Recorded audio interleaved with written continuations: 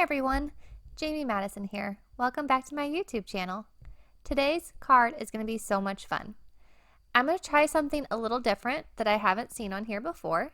I went ahead and took 6 of my distress oxides.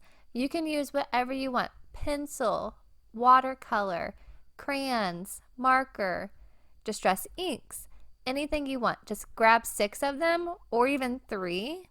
You just customize it to the way you want. And you grab a dice, you grab a piece of paper, and you roll your dice. And I went ahead and used, for my number 1 is cracked pistachio, and my number 2 is broken china. Number 3 is worn lipstick. Number 4 is peeled paint. Number 5 is wilted violet. Number 6 is fossilized amber. And I just went ahead and rolled the dice.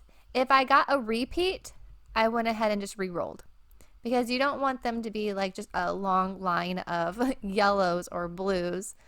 And I thought this was a really fun way to just let fate tell me what color to use.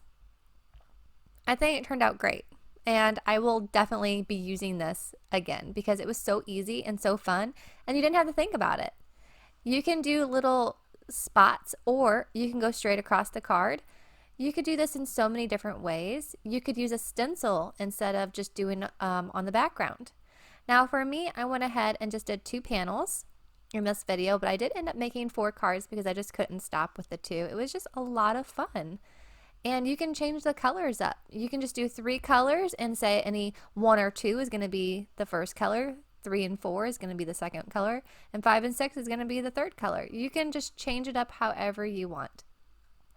Now for my little black cardstock here, I'm using Cardstock Warehouse cardstock.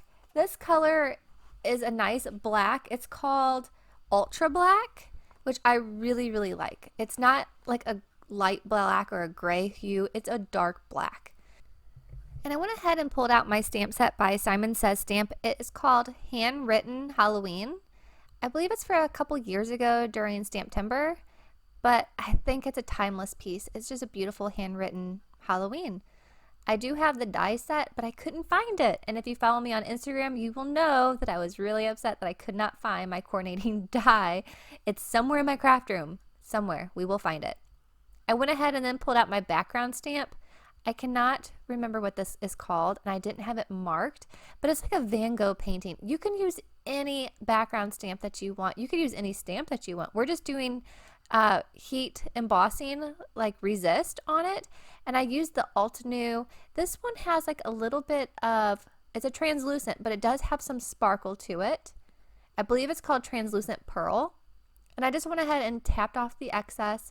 I did use some powder before I did this because the oxides do take a little bit longer to dry. So just a heads up on that. If you don't want to wait forever for your panel to dry, you can use just a little bit of powder so your embossing powder doesn't stick to it. I'm just heating it up. I did save you the time. I only heated up 1 panel on camera. I did the other one separately because it does take a little bit of time. These are big panels, and I think I need to upgrade my heat gun. I think it's getting a little worn out. I think it's like 5 years old now.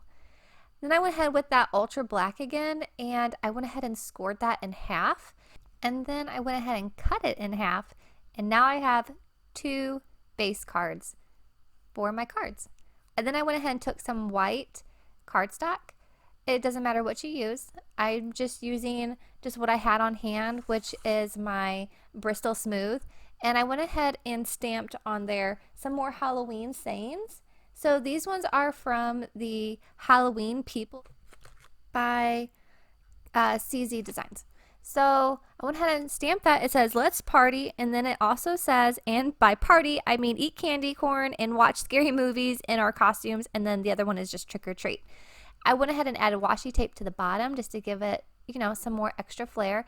And then I went ahead and took my black Distress Oxide, which I'm going to use now over my whole heat embossed, and I just added that to the edges of those white cardstocks before I adhered them. Now my black soot is what I'm using for my Distress Oxide.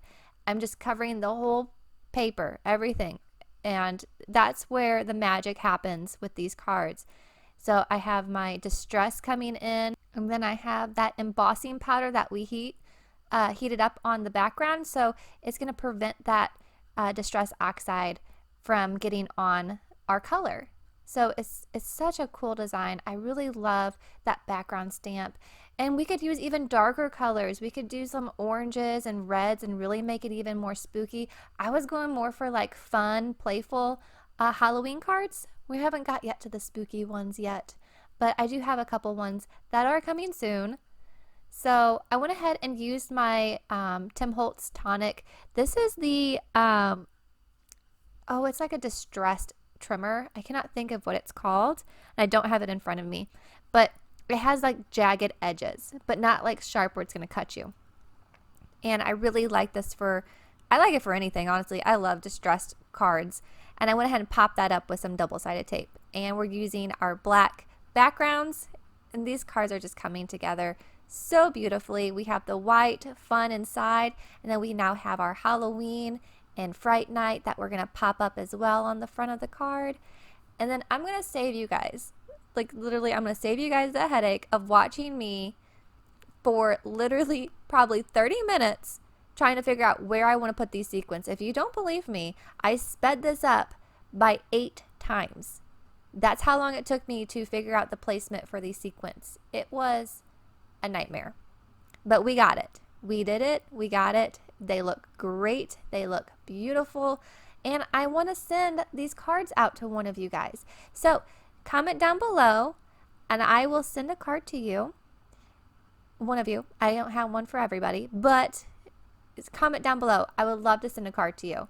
Or go to Instagram and send me your address on Instagram through messaging. I don't want everybody else seeing your address, but come on over to Instagram. I also do a live every Thursday night around, it's usually about 8:30, 9 o'clock, and we just do a live crafting session for about an hour. It's kind of like my nighttime wind down, craft with me session. But we're going to go ahead and finish these up. I went ahead and finally got my sequins on here. And these cards are done. What do you guys think? I think they turned out great. So I just want to thank you guys for joining me today. I hope you have a wonderful rest of your day. And if you haven't already, subscribe. And look forward to seeing you next week with another video. Bye!